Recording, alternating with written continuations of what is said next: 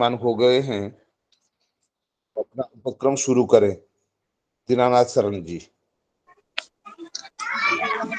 गुरु जी के श्री चरणों में साष्टांग दंडवत प्रणाम। हरि ओम। स्वस्ति श्री गणेशाय नमः। श्री सरस्वत्यै नमः। श्री सद्गुरु चरण कमलेभ्यो नमः। यस्यामलं नृपसदस्सुयशोधुनापि गायन्त्यघघनमृषयो दिगिभेन्द्रपट्टम् तं नाकपालवसुपालकिरीटजुष्टम् पादाम्बुजं रघुपतिं शरणं प्रपद्ये। यं प्रव्रजन्तमनुपेतमपेतकृत्यम् द्वैपायनो विरह कातरया जुहाव पुत्रेति तन्मयतया तरवोऽभिनेदुस्तं सर्वभूतहृदयं मुनिमानतोऽस्मि। नारायणं नमस्कृत्य नरं चैव नरोत्तमं देवीं सरस्वतीं व्यासं ततो जयमुदीरयेत्। सीतानाथसमारम्भां रामानन्दार्यमध्यमाम् अस्मदाचार्यपर्यन्तां वन्दे गुरुपरम्पराम्। अखण्डमण्डलाकारं व्याप्तं येन चराचरं तत्पदं दर्शितं येन तस्मै श्री गुरुवे नमः। हरिशरणं।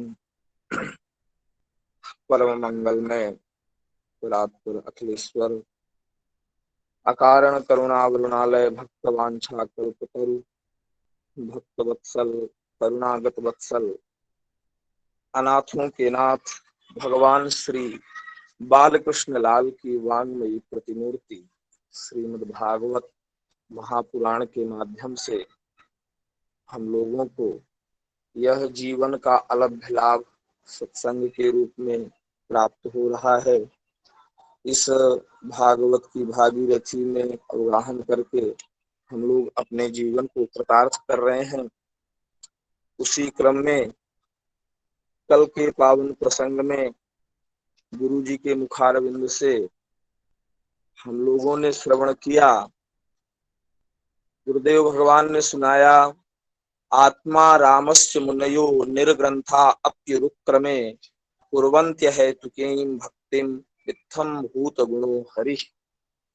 जो आत्मा राम है, आत्मा राम भी भगवान की कथा में कैसे आकृष्ट हो गए, इसके विषय में गुरु जी ने श्रवण कराया कि द्वितीय स्कंध में स्वयं सुखदेव भगवान ने स्वीकार किया है कि परिनिष्ठितोपि नैर्गुण्य उत्तम श्लोक लीलया ग्रहीत चेता राजर्षे।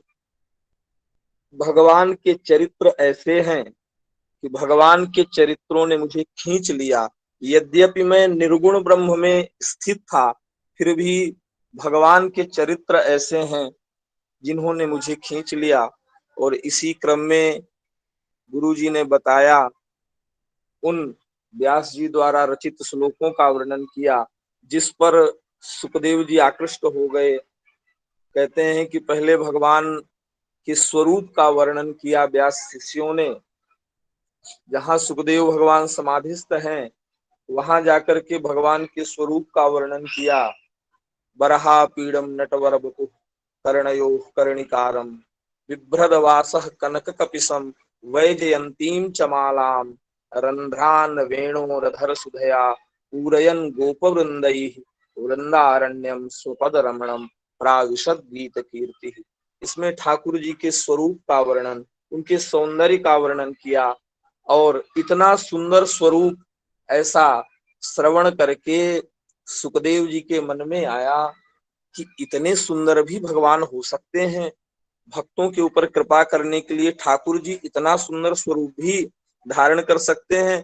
तो कहते हैं कि सुखदेव जी की समाधि खुल गई, उठ करके चलने को तैयार हुए, लेकिन फिर उनके मन में आया कि स्वरूप तो बहुत सुंदर है, लेकिन कोई जरूरी नहीं कि जिसका स्वरूप सुंदर हो उसका स्वभाव ही सुंदर होगा।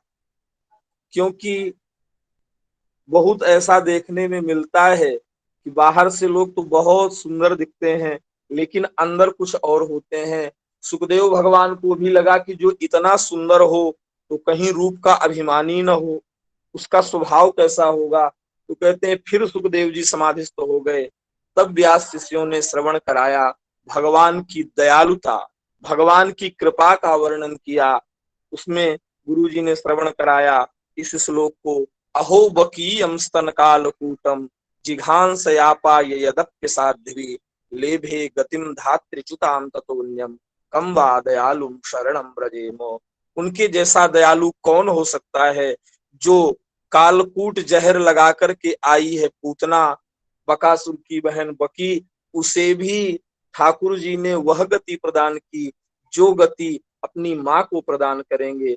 और इस दयालुता पर आकृष्ट हो गए सुखदेव जी और तुरंत उठ करके चल दिए। गुरु जी के मुखारविंद से हम लोगों ने श्रवण किया कि इसमें भगवान की दयालुता का वर्णन है। तो इस दयालुता को सुनकर के सुखदेव भगवान भागवत का अध्ययन करने के लिए आए। तो जो आत्माराम हैं, ऐसे आत्मारामों के ऊपर भी भगवान के चरित्र ऐसे हैं कि भगवान की भक्ति, भगवान के चरित्र उन्हें खींच लेते हैं। उसके बाद गुरुदेव भगवान के मुखारविंद से हम लोगों ने सुना कि सुखदेव जी ने भागवत का अध्ययन किया, लेकिन भागवत का प्रवचन क्यों किया। हरेर गुणा क्षिप्त मतिर भगवान बादरायणी अध्यगान महदाख्यानम नित्यम विष्णु जनप्रिय। इस पुराण का अध्ययन तो किया सुखदेव जी ने, लेकिन इसका प्रवचन क्यों किया। तो इसमें गुरु जी ने श्रवण कराया कि नित्यम विष्णु जनप्रिय, इस ग्रंथ का प्रवचन करने से जो भगवान के प्रिय हैं अथवा भगवान ही जिन्हें प्रिय हैं, ऐसे भक्तों का संग प्राप्त हो जाएगा। और निश्चित तौर से जीवन का यही परम लाभ है। हम लोग संतों के मुखारविंद से खूब इसको सुनते हैं, इस दोहे को कि सुत दारा अरु लक्ष्मी पापी के भी होए, पर संत समागम हरि कथा जग में दुर्लभ दोए। संतों का संग, भगवान के जो प्रिय हैं उनका संग और भगवान की कथा, ये दोनों मिल जाएं तो ठाकुर जी की बड़ी कृपा। इसीलिए सुखदेव भगवान ने इस भागवत संहिता का प्रवचन किया कि जो भगवान के अति प्रिय संत जन हैं, भक्त जन हैं, वैष्णव जन हैं, उनका संग हमें प्राप्त होगा। और फिर आगे प्रश्न किया है, परीक्षितोथ राजर्षेर जन्म कर्म विलापनम संस्थाम च पांडुपुत्राणाम वक्षे कृष्ण कथोदयम। महाराज परीक्षित के विषय में प्रश्न किया। भागवत की रचना हो गई, भागवत का अध्ययन हो गया, वक्ता कथा सुनाने के लिए तो तैयार है, लेकिन श्रोता कौन है, श्रोता कैसा होना चाहिए। तो परीक्षित के विषय में प्रश्न किया है महाराज परीक्षित के विषय में कि जिस राज्य की लक्ष्मी देख करके देवता भी लज्जित होते थे, ऐसे राज्य को छोड़ करके राजा परीक्षित ने आमरण अनशन क्यों लिया और गंगा के तट पर क्यों पहुंचे, इसके विषय में प्रश्न किया है। तो अब इस प्रश्न का समाधान आज की कथा में हम लोग आगे का प्रसंग गुरुदेव भगवान के मुखारविंद से श्रवण करेंगे। इसलिए ज्यादा समय न लेते हुए सभी संत जन, वैष्णव जन, भक्त जनों के चरणों में साष्टांग दंडवत निवेदन करते हुए और गुरु जी के चरणों में साष्टांग दंडवत निवेदन करते हुए प्रार्थना है कि आगे भगवान की अमृतमयी कथा श्रवण करा के हम सबके जीवन को कृतार्थ करें। पूज्य गुरुदेव भगवान। वन्देऽहं श्रीगुरो श्रीयुतपदकमलम् श्रीगुरून् वैष्णवांश्च श्रीरूपं साग्रजातं सहगण रघुनाथान्वितं तं सजीवम् साद्वैतं सावधूतं परिजनसहितं कृष्णचैतन्यदेवम् श्रीराधाकृष्णपादान् सहगणललिता श्रीविशाखान्वितांश्च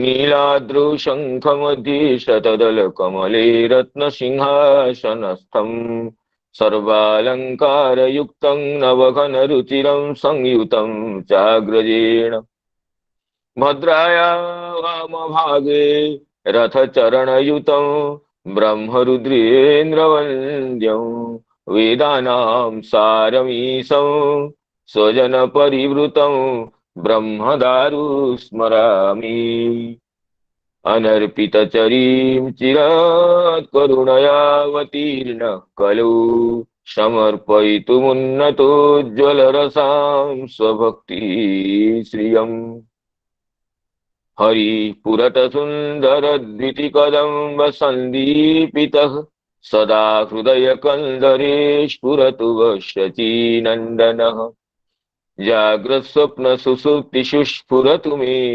राधापदाब्जच्छटा वैकुण्ठे नरकेऽथवा मम गति नान्यास्तु राधां विना राधा केली कथा सुधां बुधिमः बीजीभिरन्दोलितं कालिन्दी तटकुञ्जमन्दिरवरालिन्दी मनोविन्दतु गोवर्धनो जयति शैलकुलाधिराजु यो गोपिकाभिरुदितो हरिदासवर्यः कृष्णेन शक्रमखभङ्गकृता समर्चितो यः सप्ताहमस्य करपद्मतलेऽप्यवात्सीत् जयति तरणिपुत्री धर्मराजस्वसाया कलयति मथुराया सख्यमतीति गङ्गाम् मुरहरदयिता तत्पादपद्मप्रसूतं वहति च मकरन्दं नीरपूरच्छलेन बृन्दावनावनिपते जय सोम सोम मौले सनन्दन सनातन नारदेड्य गोपीश्वर पद्मे प्रीतिं प्रयच्छ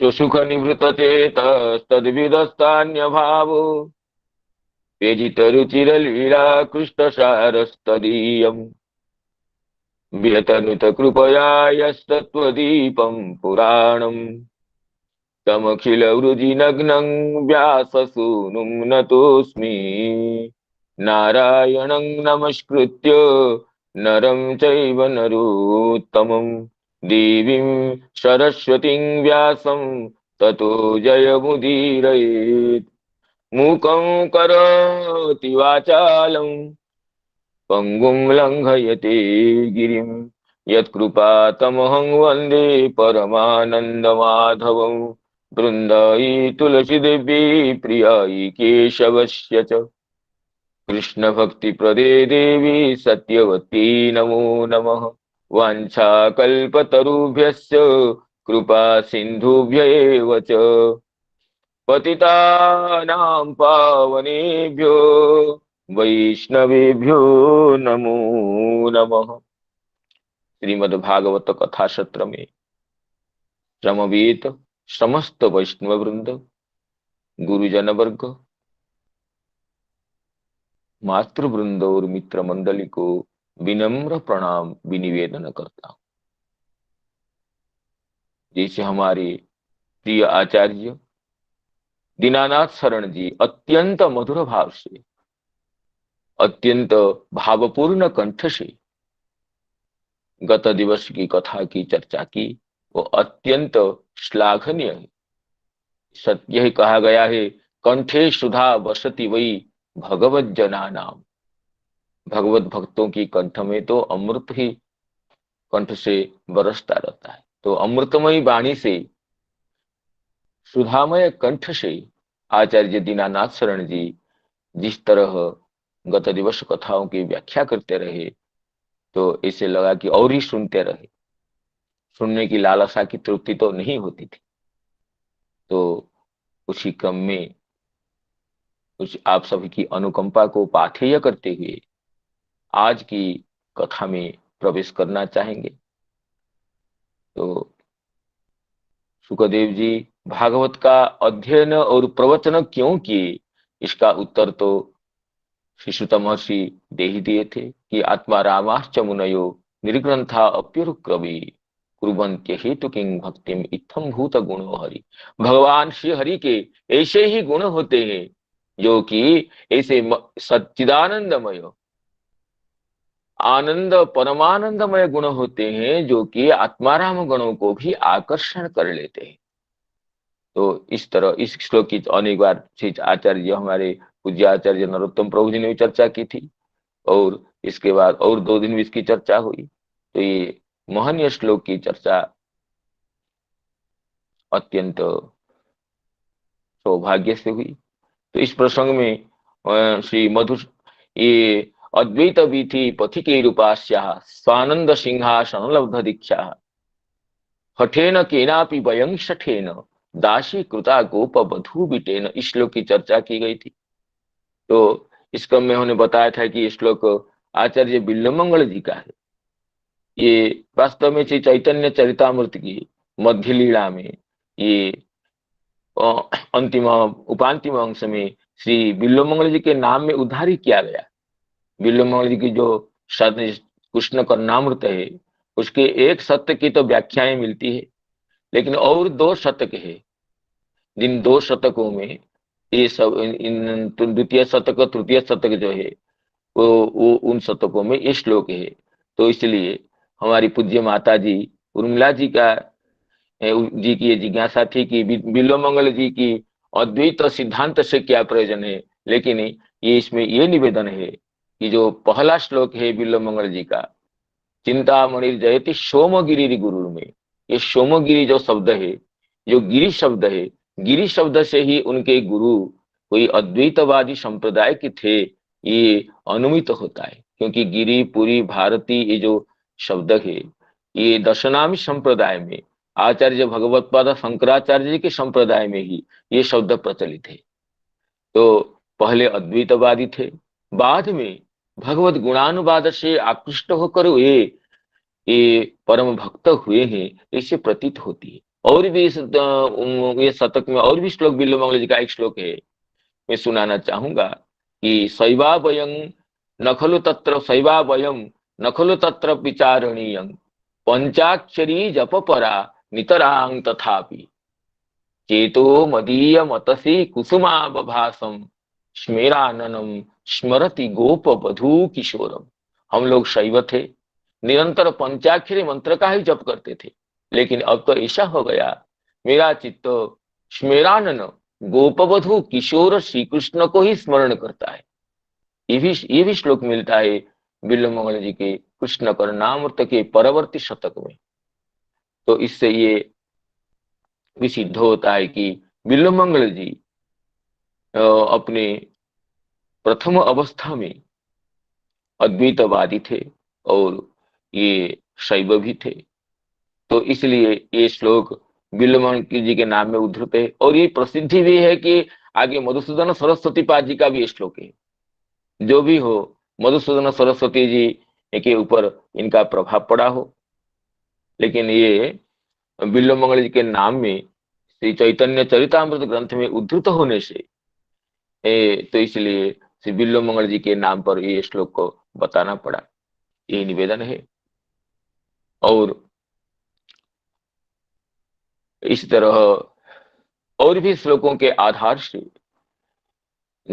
ये प्रमाणित होते हुए ये निश्चय हुआ कि आत्माराम मुनिगण भी जो कि निरंतर आत्माराम है, आत्मा में ही रमण करते हैं, ये जिनके लिए विषय सुख से जो विषय वैषयिक सुख से शब्द स्पर्श रूप रस गंधादि से अपने इंद्रियों को जो विरक्त कर चुके हैं, ऐसे आत्माराम मुनिगण भी, प्राप्त ब्रह्म स्वरूप मुनिगण भी भगवान की भजना करते हैं। वो भी अहेतु की भक्ति, न कोई हेतु की होती है।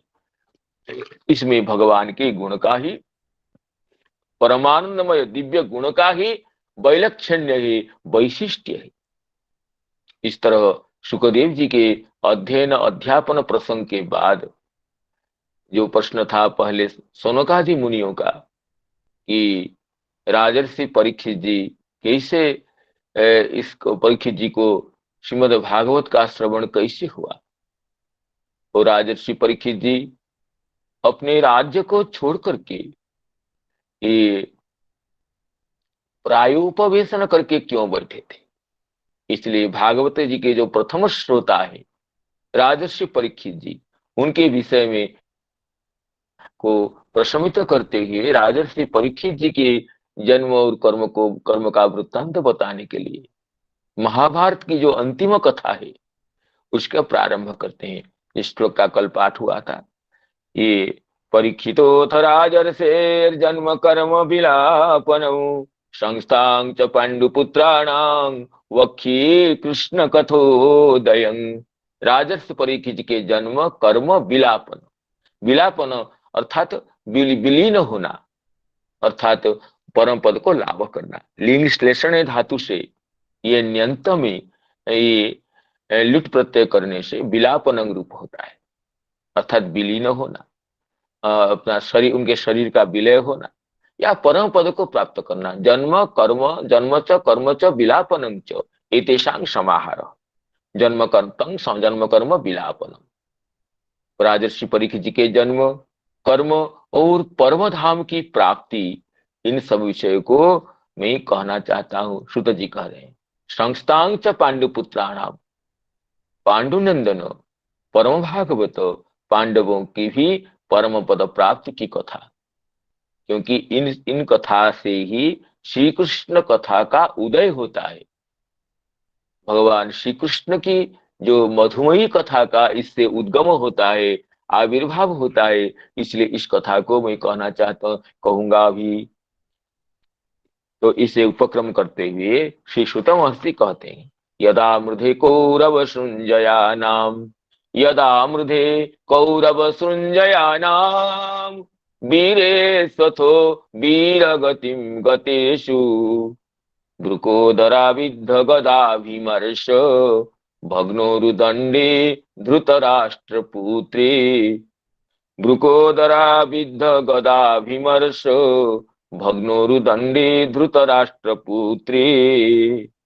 ये महाभारत युद्ध की जो अंतिम समय की कथा है उसकी चर्चा कर रहे हैं कि युद्ध परिसमाप्त प्राय हो चुका है।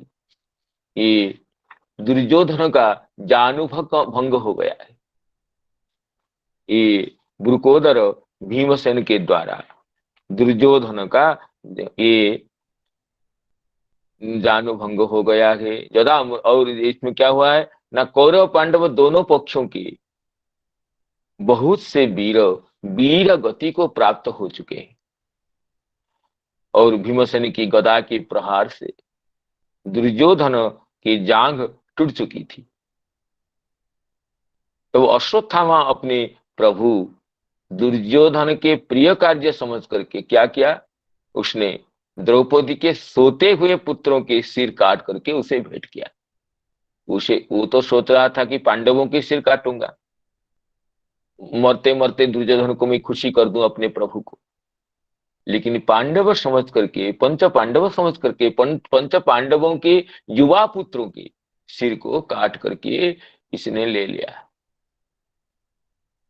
ये उपाहरद विप्रियमेव तस्य। लेकिन जब दुर्योधन इसको सिर को स्पर्श करके समझ गया कि ये पांडवों के सिर नहीं है, ये तो उनके बालकों के सिर है, पांडव समझ करके अश्वत्थामा काट कर ले आया। तो दुर्योधन को भी कष्ट हुआ, उसको भी प्रीति नहीं लगी, क्योंकि नीच कर्म को तो सभी निंदा करते हैं। आगे इस श्लोक का अर्थ आएगा, ये दो श्लोक मिलकर के अन्वय होगा। तो इसलिए कहते हैं कि यदा मृधे कौरव नाम वीरेश्वतो वीर गतिम गतेषु वृकोदरा विद्ध गदा विमर्श भग्नोरुदंडे धृतराष्ट्र पुत्रे। श्रीधर स्वामी जी देखिए टीका में क्या कहते हैं, इसमें कहते हैं कि यदा मृधे, मृध का अर्थ है युद्धे, मृधे नाम युद्धे, कहते हैं इसमें तत्र परीक्षितो जन्म निरूपयिष्यन् आदौ तावत् गर्भस्थ एव अश्वत्थाम्नो ब्रह्मास्त्रात् कृष्णेन रक्षित इति वक्तुम कथां प्रस्तौति। राजर्षि परीक्षित जी के जन्म कथा सुनाने के प्रसंग में जो राजर्षि परीक्षित जी गर्भ में ही थे, उत्तरार्ध जी के गर्भ में थे, गर्भस्थ अवस्था में ही अश्वत्थामा ब्रह्मास्त्र का प्रयोग किया था ये धरित्री को पांडव रहित करने के लिए, पांडव वंश को निर्मूलित करने के लिए। उस समय श्री कृष्ण भगवान अपनी परम करुणा से गर्भस्थ शिशु की रक्षा की थी भगवान ने। तो इस प्रसंग को बताने के लिए ये कथा की प्रस्तावना करते हैं। यदा द्रोणी अश्वत्थामा, द्रोण जी के पुत्र, द्रोण से अपत्यं पुमान द्रोणी अश्वत्थामा। तो अश्वत्थामा कृष्णा सुतानाम, कृष्णा द्रौपदी तस्याः सुतानाम द्रौपदी पुत्राणां शिरांसि उपाहरत, द्रौपदी पुत्रों के मस्तक को उपहार प्रदान किया। तथा तन्माता अरुदत, उस समय द्रौपदी अत्यंत रोदन, द्रौपदी ने रोदन की। तांग शांतयन किरीटमाली अर्जुन आहेति तृतीय न अन्वय, उन रोदन परायणा द्रौपदी को परिशांतित करते हुए अर्जुन ने कहा, ये तृतीय श्लोक है, तृतीय श्लोक के साथ इसका अन्वय होगा। तीनों श्लोक को मिलकर के श्रीधर स्वामी जी कहते हैं कि तीनों श्लोक में ये मिलकर के अर्थ होगा। तान शांतयन नाह किरीटमाली, तो इस तरह द्रौपदी को किरीटमाली अर्थात अर्जुन आहोति तृतीय न अन्वय। तो इस श्लोक का अर्थ पहले करते हैं। किमिति बालानां शिरांसि आनीतवान, तो बालकों की सिर को क्यों लाया अश्वत्थामा? कहते हैं मृधे युद्धे, युद्ध में यद्यपि पांडवापि कौरवा एव, कौरव कुरु राजा तो मूल पुरुष थे पांडवों के और दुर्योधनादि के और युधिष्ठिर प्रभृति के, धृतराष्ट्र के और पांडवों के मूल पूर्वज कुरु है, इसलिए पांडवगण भी कौरव है, दुर्योधन प्रभृति भी कौरव है। तो कौरव कहने से भी चलता, लेकिन यहाँ कौरव सृंजयानांगी, जो सृंजय शब्द कहा गया, ये सृंजय वंश में धृष्टद्युम्न जो है वह भी पांडवों की सेनापति रही, इसलिए सृंजयानांग यह कहा गया। द्रुपद पुत्र ये जो धृष्टद्युम्न ये सृंजय वंशीय है, सृंजय वंशज धृष्टद्युम्न पांडवानां सेनापति इति सृंजयानांग इति उक्तम।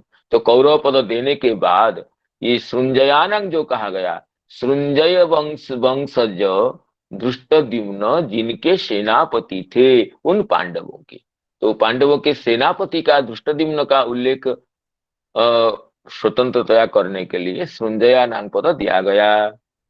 तो कौरव सृंजयानांग वीरेषु वीरगतिम गतेषु, जब कौरव और सृंजय अर्थात कौरव वर्ग और धृष्टद्युम्न को सेनापति पद में वर्ण करने किए हुए पांडव वर्ग, उनके अनेक वीर वीरगतिम स्वर्गम, स्वर्ग को चले गए कि युद्ध में सम्मुख संग्राम में मृत्यु होने पर स्वर्ग की प्राप्ति होती है। हतोवा प्राप्स्यसि स्वर्गम जीत्वा वा भोक्ष्यसे महीम, ये भगवद गीता का वचन, भगवान का वचन तो प्रसिद्ध है। तो इसलिए वीरेषु वीरगतिं गतेषु, वीरगति का अर्थ श्री स्वामीपाद करते हैं स्वर्गम गते अथो अनंतरम।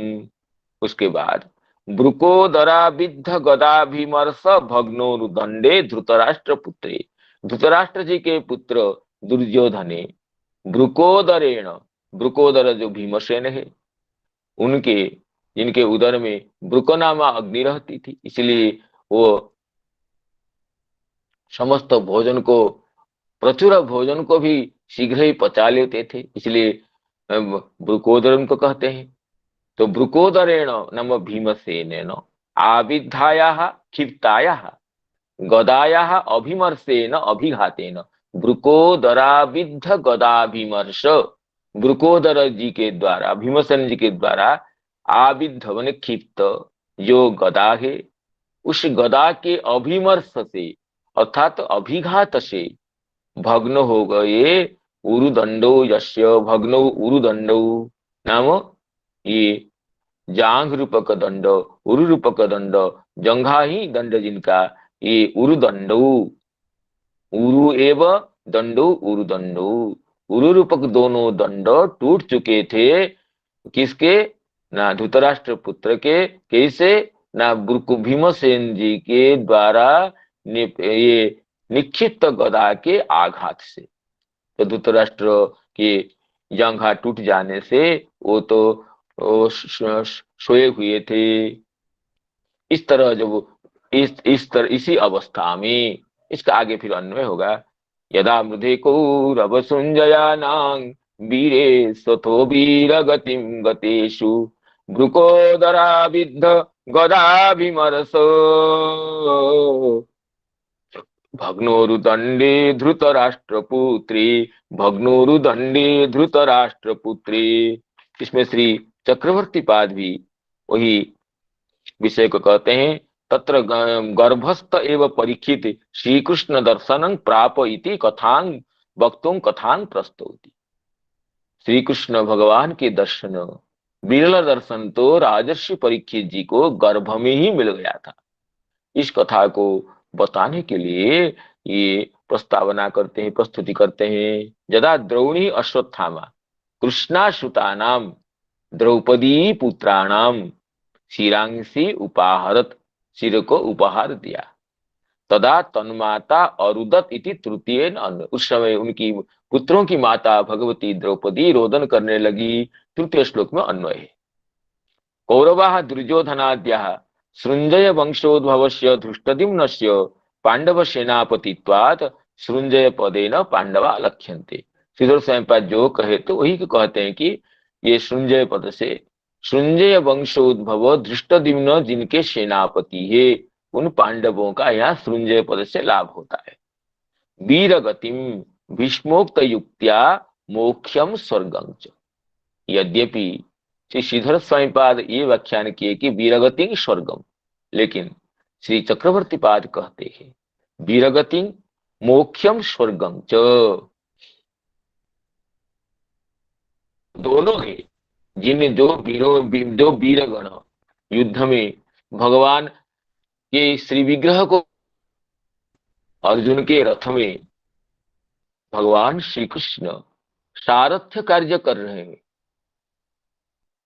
तो सारथी पद, सारथी होकर रथ को संचालन करते हुए श्री कृष्ण भगवान की अपूर्व शोभा का संदर्शन करते हुए जो वीरगण देह त्याग किए थे, उनको तो मोक्ष की प्राप्ति हुई थी। और जो तो पांडव पक्ष में थे, उनको तो पांडव पक्ष में जो थे, उनको तो भगवान श्री कृष्ण का दर्शन कैसे होगा?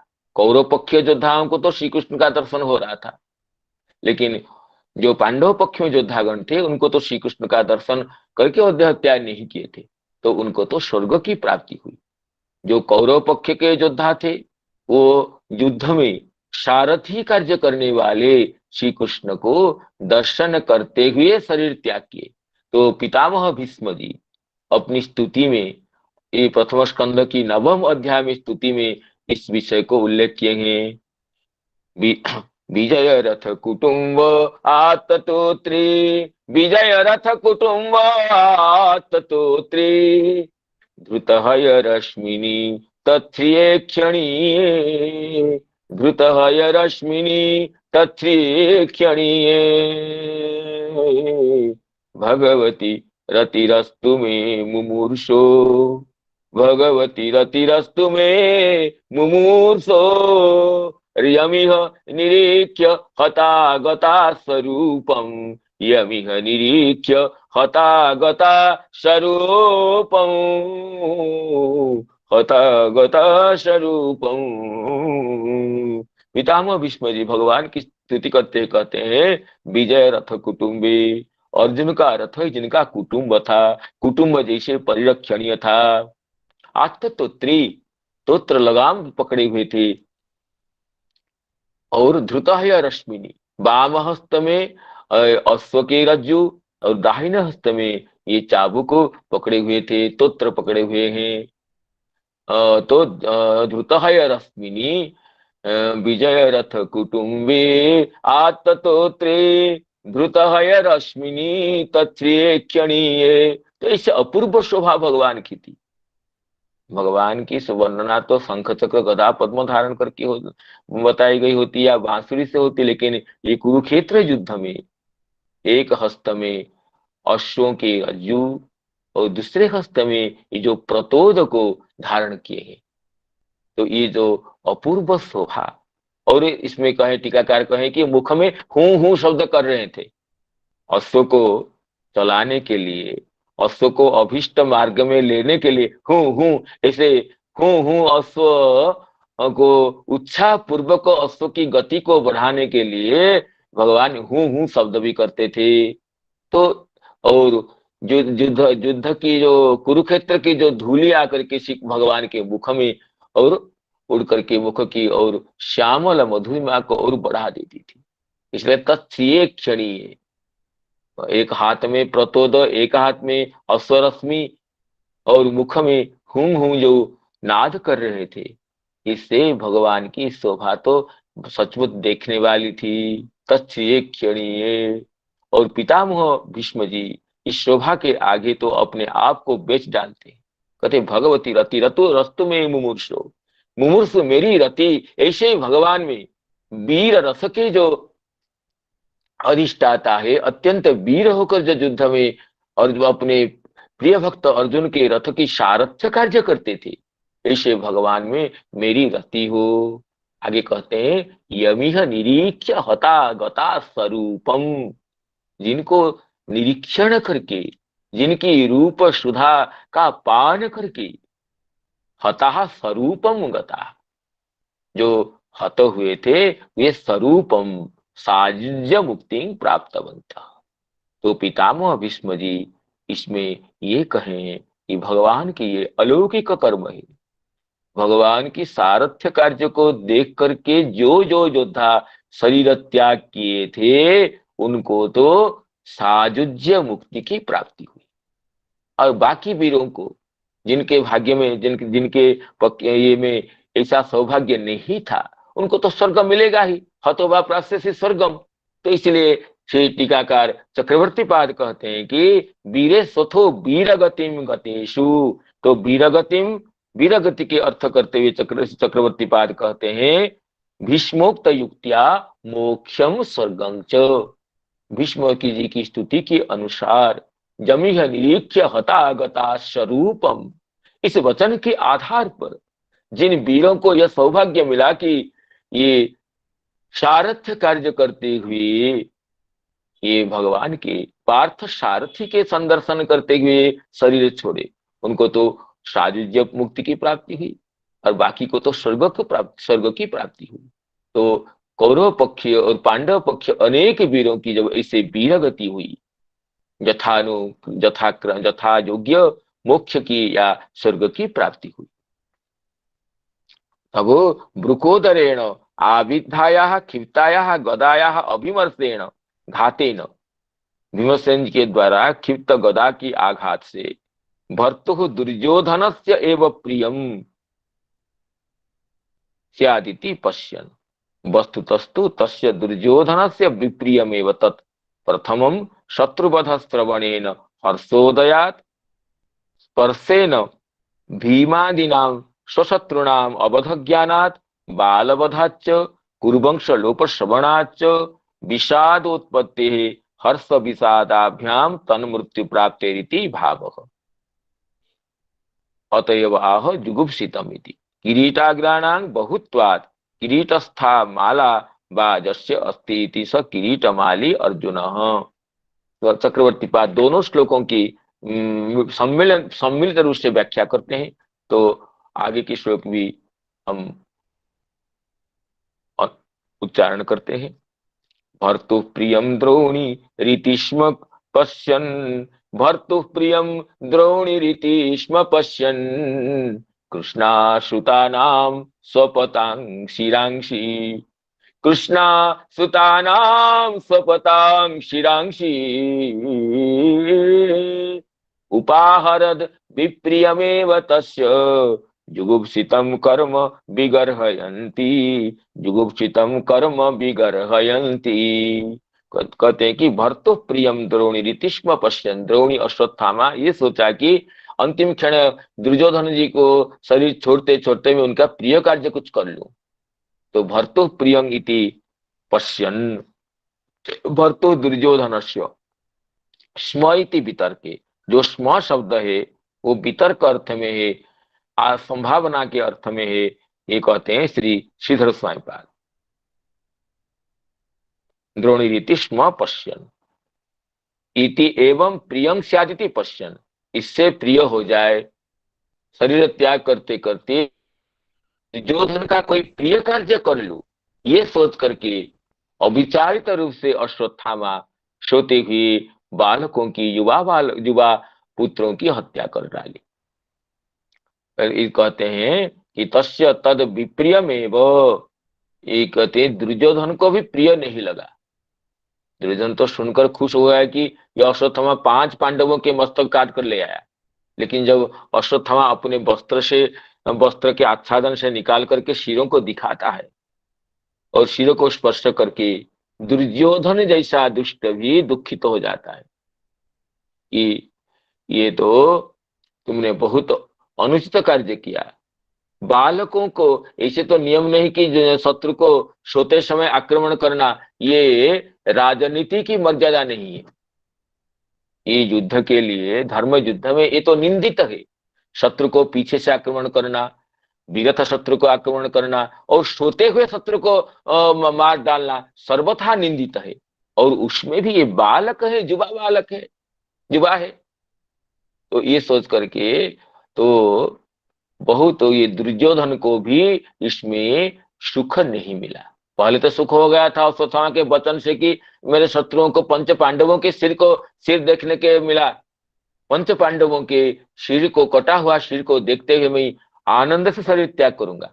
लेकिन जब देखा कि ये पंच पांडवों के सिर नहीं है, ये तो सोते हुए बालकों का सिर है, तो कहते हैं कि विप्रियमेव तस्य, जब उपहार दिया अश्वत्थामा लेकर के, तस्य विप्रियम एव, तो ये दुर्योधन की भी प्रीति विधान करने के लिए समर्थ नहीं हुआ अश्वत्थामा।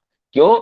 जुगुप्सितम कर्म विगर्हयन्ति, जो कर्म जुगुप्सित होता है, निंदनीय होता है, उसको तो शत्रु मित्र सभी निंदा करते हैं। तो इसलिए दुर्योधन यद्यपि दुष्ट है, दुष्ट होने पर भी उसकी अंतरात्मा में बालकों के सिर को देख करके प्रीति नहीं उत्पन्न हुई। तो ही कहते हैं चक्रवर्ती पाद कि वस्तुतस्तु तस्य दुर्योधनस्य विप्रियमेव तत्, क्यों ना प्रथमं शत्रुवध श्रवणेन हर्षोदयात्, पहले शत्रुओं का वध सुन करके दुर्योधन को आनंद की उत्पत्ति होती है, लेकिन स्पर्शेन भीमादिनां स्वशत्रुणां अवध ज्ञानात्, उन शिरों को स्पर्श करके या दुर्योधन ने समझ लिया ये मेरे शत्रु भीमसेन प्रभृति के सिर नहीं है, ये तो छोटे छोटे सिर है, ये तो बालकों का सिर है। ओ शत्रुणां अवध ज्ञानात् बाल वधाच्च, और बालकों का वध, शत्रु का वध नहीं हुआ है, बालकों का वध हुआ है। कुरुवंश लोप श्रवणाच्च, और कुरु वंश का भी लोप हो गया, समझ गया दुर्योधन। अब कौरवों के पक्ष में तो कोई है नहीं वीर, और जो वीर बचे हुए द्रौपदी के पुत्र बचे थे, वो संपूर्ण धृतराष्ट्र के पुत्रों में और ये पांडवों के वंशों में, पांडु वंश में कोई भी नहीं बचा, क्योंकि छूटे हुए शिशु जो बालकों के सिर को लेकर के अश्वत्थामा आ गया। तो वंश का लोप हो जाना ये मुमूर्षु दुर्योधन को भी सुखप्रद नहीं हुआ। कहते हैं कुरुवंशलोपाच विषादोत्पत्ति हर्ष विषादाभ्याम तन्मृत्यु प्राप्ति। पहले तो हर्ष हुआ था पांडवों का वध श्रवण से, लेकिन बालकों का वध और इससे कुरुवंश का लोप, ये सुनकर के उन्हें विषाद की भी प्राप्ति हुई। इन हर्ष विषाद की अवस्था में ही उसकी मृत्यु हुई। अतएव जुगुप्सितम, जुगुप्सितम कर्म विगर्हयन्ति। जुगुप्सित कर्म को तो सभी लोग निंदा करते हैं।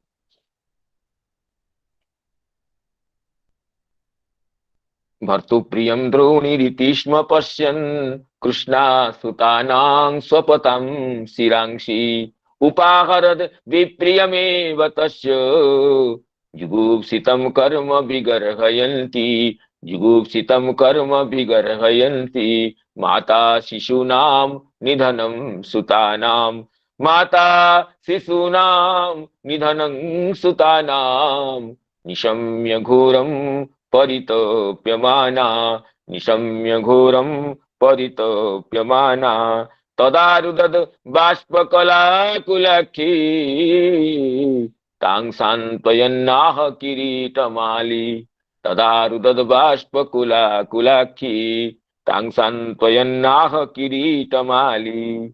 और जब प्रातः उठ करके भगवती द्रौपदी देखती है कि मेरे सोते हुए बालकों के सिर को तो कोई काट कर ले गया, उनका केवल धड़ ही पड़ा हुआ है, तो एक माता को कितनी व्यथा हुई होगी। एक एक तो ये पांडव वंश के अनेक अनेक वीर वीरगति को प्राप्त हो गए, और केवल बचे हुए जो 5 बालक थे उनको भी शयन की अवस्था में कोई दुष्ट व्यक्ति सोते हुए अवस्था में इन बालकों के सिर को काट कर ले गया। कले माता शिशुनाम निधनं सुतानाम, अपने शिशु पुत्रों के निधन देख करके घोरम परितप्यमाना, अत्यंत परिताप हुआ, अत्यंत दुख हुआ, हृदय विदारक पीड़ा हुई।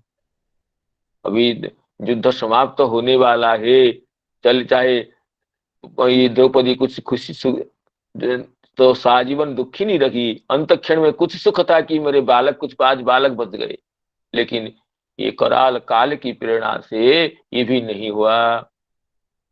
घोरम परितप, अत्यंत परिताप करती हुई ये अरुदत रोदन करने लगी।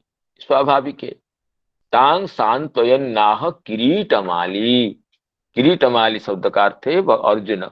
किरीटाग्राणांग बहुत्वात्, पहले किरीटमाली क्यों है ना, किरीटों की माला जिसकी है, किरीट की जो अग्रभाग है वो बहुत होने से किरीटमाली कहा गया।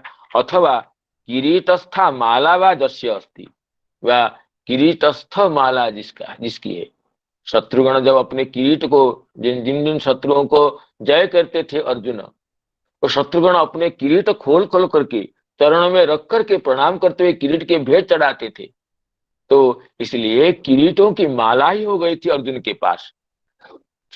अतः अर्जुन जी का एक नाम है किरीटी या किरीटमाली। तो माता द्रौपदी अपने पुत्रों का निधन सुन करके अत्यंत दुखी हो गई, तो और आंखों में आंसू छलछलाए, तब वो रोने लगी। अर्जुन ने उनको सांत्वना देते हुए कहा, तांग सांत्वयन आह। अर्जुन अर्जुन भी देखे अब तो पुत्रों की मृत्यु हो गई, द्रौपदी फुट फुट कर रो रही है, और क्रंदन परायणा द्रौपदी को शांतिता करती हुए अर्जुन बोले, क्या बोले आगे श्लोक में पढ़ेंगे। तांग सांत्वयन्नाह किरीटमाली तदा शुचस्ते प्रमुर्जामि भद्रे। तदा शुचस्ते प्रमुर्जामि भद्रे यद ब्रह्म बंधो शिरा तताइनः। यद ब्रह्म बंधो शिरा तताइनः गांडीव मुक्ति रिबिशिखी रूपाहरे त्वाक्रम्य दर्शनास्यसि दग्धपुत्रा त्वाक्रम्य दर्शनास्यसि दग्धपुत्रा। और अर्जुन जी क्या कहते हैं? अर्जुन जी ये कहते हैं कि कल्याणी, मैं अभी तुम्हारा आंसू नहीं पोंछ रहा हूं, तुम आंसुओं से रो रही है, लेकिन मैं अभी तुम्हारा आंसू नहीं पोंछ रहा हूं। मैं तुम्हारा आंसू तब पोंछूंगा जब आतताई ये ब्राह्मणाधम अश्वत्थामा का सिर गांडीव धनुष से काट करके, गांडीव धनुष के बाणों से काट करके तुम्हें भेंट करूंगा। और तुम पुत्रों के अंत्येष्टि संस्कार करने के बाद उस सिर पर पैर रख करके स्नान करोगी। जैसे ये हमारे पुत्रों के सिर लेकर चला गया, मैं अभी जाकर के अश्वत्थामा का सिर लेकर लाकर तुम्हें देता हूं, और तुम सिर को आसन बना करके उस पर खड़े हो करके जो स्नान करोगी, उस समय मैं तुम्हारा आंसू पोंछूंगा। अर्थात तुम, अर्जुन जी अपने वाक्यों से ये बताते हैं कि तुम, मैं जैसे ही अश्वत्थामा सोते हुए हमारे पुत्रों के सिर काट कर ले गया, मैं भी अश्वत्थामा का सिर लाकर तुम्हें प्रदान करूंगा। तुम उस पर खड़े होकर के स्नान करोगी उसके रक्त के पर। तो ऐसे करते हुए अर्जुन कहते हैं कि तदा शुचस्ते प्रमुर्जामि भद्रे यद ब्रह्म बंधो शिरा तताइनः गांडीव मुक्तिर्विशिखिरुपाहरे त्वाक्रम्य जस्नास्यसि दग्धपुत्रा। पहले आतता तदा शुचस्ते प्रमुर्जामि। श्रीधर स्वामी जी कहते हैं कि शुचः शोकाश्रुणी, शुचः अर्थात शोक अश्रुओं को, प्रमुर्जामि परिमार्जयामि उस समय मैं परिमार्जित करूंगा। जद जदा ब्रह्म बंधो हो, ब्रह्म बंधु शब्द ब्राह्मणाधम को द्योत, ब्राह्मणाधम अर्थ का द्योतक है। ब्राह्मण होने पर भी जैसे सोते हुए बालकों की हत्या करना तो एक अधमता का द्योतक है, और इससे क्या अधमता हो सकती है। तो ब्रह्म बंधो ब्राह्मणाधमस्य आततायिनः, आततम नाम अस्त्रादि सहितम अयितुम शीलं यस्य सह आतताई।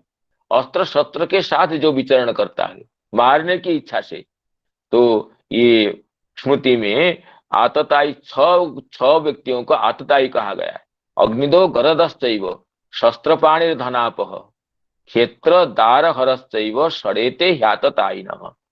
इस श्लोक को उद्धार करते हुए श्रीधर स्वयंपाद कहते हैं, जो अग्निदह है कि किसके घर को जला डालता है, गरद विष प्रदान करता है, अग्निदो गरदश्चैव शस्त्र पाणि धनापः शस्त्र लेकर विचरण करता है और धन को छीन लेता है जो, और क्षेत्र दार हरश्चैव किसी के क्षेत्र को हरण कर लेता है या पत्नी को हरण कर लेता है, तो इसको आतताई कहते हैं। आततम अयति, आततं यथाशा, ये हत्या करने के लिए, दुख देने के लिए ही निरंतर जो विचरण करता है विभिन्न साधनों से, उसको आतताई शब्द ये रूढ़ है इनके लिए। अग्निदो गरदश्चैव शस्त्र पाणि धनापः क्षेत्र दारापहर्ता च क्षेत्र दार हरश्चैव षडेते ह्यातताई इति स्मरणात् अत्र आतताई शस्त्र पाणि। इन छह से ये आतताई अब कैसा है अश्वत्थामा, ना ये शस्त्र पाणि है।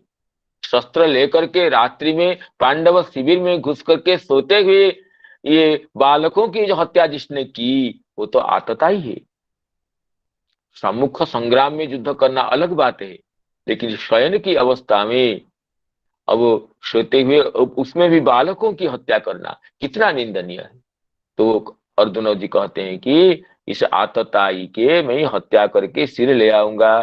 तेन च पुत्र हंतृत्वं लक्ष्यते। आतताई शब्द से द्रौपदी के पुत्रों को हत्या करने वाला ये अश्वत्थामा है, ये परिलक्षित होता है। गांडीव मुक्ते विशिखे रूपाहरे, गांडीवात धनुषः मुक्ते ही विशिखे बाणे। गांडीव मुक्ते ही विशिखे, विशिख कहते हैं बाण को।